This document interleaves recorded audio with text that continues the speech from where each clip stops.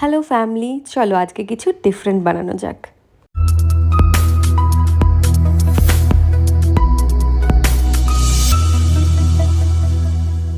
প্রথমে পরিষ্কার জলে গাজরগুলোকে ধুয়ে ফেলতে হবে।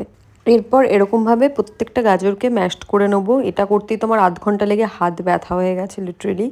তারপর আমরা কিছু এলাচ, লবঙ্গ, দারচিনি নেব, যেটাকে একটুখানি হালকা থেতো করে নেবো। একদম পেস্ট করার দরকার নেই, হালকা একটু থেতো করে নিলেই হবে জাস্ট।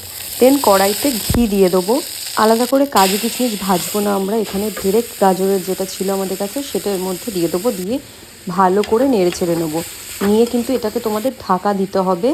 তারপর যতটা পরিমাণ তোমরা চিনি খাবে, মানে মিষ্টিটা নিজেদের আন্দাজ মতো, প্রচুর পরিমাণে চিনি অ্যান্ড এর সাথে আমাদের অ্যাড করে দেবো কাজু, কিশমিশ, যা যা তোমরা এখানে ড্রাই ফ্রুট অ্যাড করতে চাও। তো বেশি কিছু আমার মনে হয় না দেওয়ার দরকার আছে। দেন গুঁড়ো দুধ তো নিয়ে নিয়েছিলাম, আর লিকুইড দুধ দিয়ে দেবো।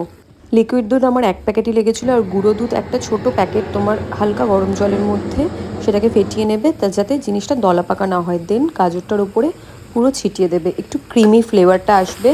ভালো করে এটাকে নেড়ে চেড়ে নিতে হবে অ্যান্ড এটাকে একটু ফুটতে দিতে হবে, যাতে ক্রিমি ফ্লেভার যেটা রয়েছে সেটার টেস্টটা তুমি পাও। দেন সার্ভ করে নেবে। ওপরে আমি হালকা একটুখানি আমন্ড বাদাম ক্রাশ করে দিয়েছিলাম অ্যান্ড কাজু আর কিশমিশ গার্নিশের জন্য।